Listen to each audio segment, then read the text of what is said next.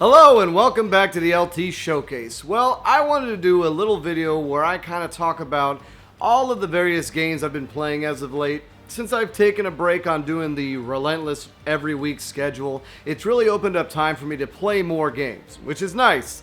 For a while there, it feels like I haven't been playing anything for fun, so I've been trying to change that. So I'm not planning on doing reviews on most of these games, but I still wanted to at least give my thoughts on it.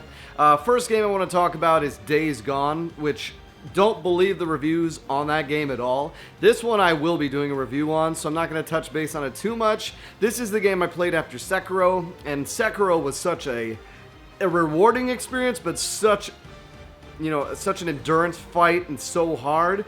Days Gone was just a relaxing, fun game. But we'll get into that more in the review.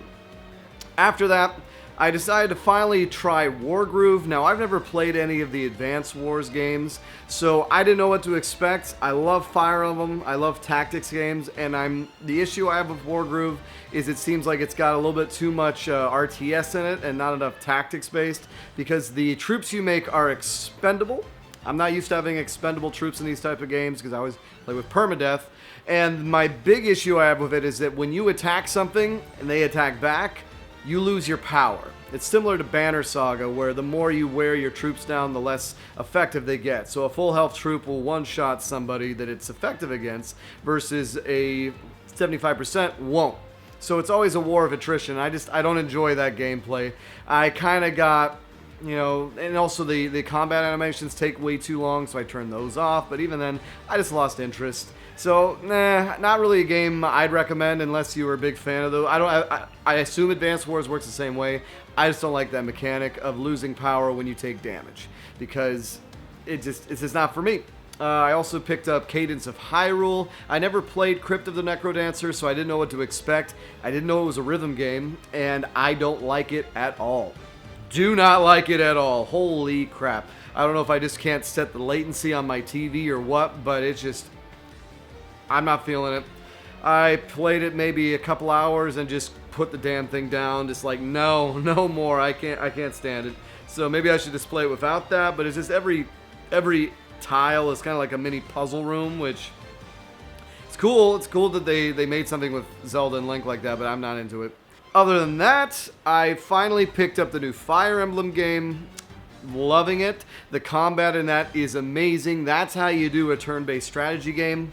What I'm not as crazy about is the monastery stuff, team building. You don't recruit anyone. I mean, you can recruit other people, but it's not like a normal Fire Emblem where you're on a battlefield and you can recruit someone by talking to the right character.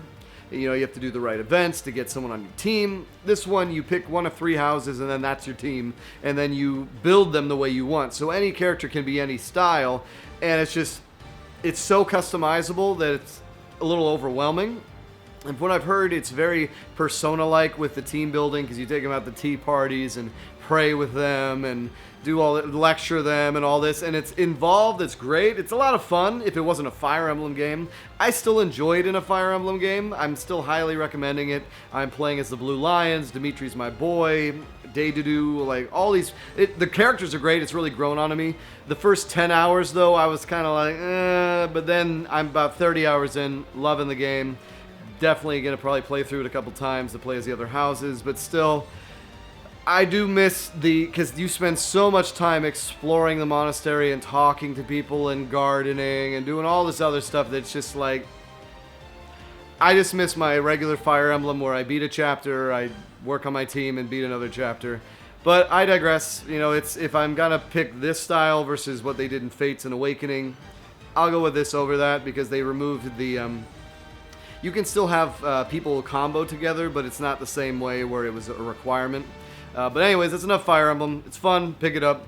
And then lastly, you all know I'm talking about Classic WoW. I played the Classic WoW stress test, which came out on Thursday last week. Literally woke up and a streamer I follow named Tips Out Baby made a video saying, today only it starts, and for everyone with a current WoW sub, I'm like, oh god, downloaded it, updated my WoW sub, and I played it, my hunter to level 11.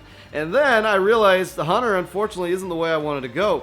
So I pulled out my troll rogue and leveled her all the way up to 15. They extended the stress test up from just Thursday all the way till Monday at 9 a.m. And so I managed to get her up to the level cap, which is level 15. And it was just so much fun. So much fun. I mean, I call my troll rogue Tice, so maybe it makes sense now. I can say it's, don't assume his gender. But we'll see. But I'm planning on rolling on white main, but I've been trying to log in. Oh, it just went through. Hopefully my name's still there. So yeah, I'll be playing as a troll rogue on white main. Please join up with me. I'll probably be streaming it. From what I've heard, the streamer server is going to be Faralina. That's where all the big people are. I'll probably roll my hunter there if I can get my name. So we'll see. But I'm loving it. I mean, logging in as Tice that first day and just being surrounded by hundreds of people in the Valley of Trials, it's going to be interesting. And then I stayed up till 3 a.m. last night getting to level 15, even though it was erased this morning at 9 a.m. But I'm hook, line, and sinker. The troll combat, or the rogue combat, is just as fun as it was before. Hunter, I was kind of like, it got a little boring. So yeah, that's what I'm playing right now, and I'll be playing Classic WoW and Fire Emblem for the foreseeable future right now, which is ironic because that's what I was doing in 2005 when I started playing WoW to begin with. So here you go. Anyways, that's what's going on here. So nice checking in. Take care. Oh my god, I almost forgot. The Messenger DLC, I played through that. Messenger, can't recommend it enough. One of my top 5 games last year. I think it was number 3. And the DLC for it is a lot of fun. It's a little side quest. It's one of those things where they did so much in the game that they needed to, because the versatility of the way you jump around. I mean, watch my review, you know. You have a lot of movement that can just get through these crazy areas where you link it together. So they kind of tried to top that by making new mechanics to use with the existing ones. So a lot of the rooms just became annoying.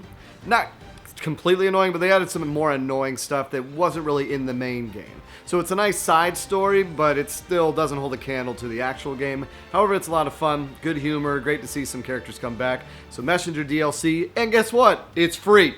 In order to access it, if you have a save file, you have to go through and beat the last boss again, which is pretty easy, and then you can load that save again and then play the DLC. So it's fun. Check it out. Oh, and they actually updated the game too. They updated the thing you get after you get all of the hidden coins, which before was a shuriken that had the same amount of charges. Now, correct me if I'm wrong, but it's a lot better now. Now it has a refillable bar, and it's so much better, so it actually makes it worthwhile getting, because before it wasn't. Alright guys, take care.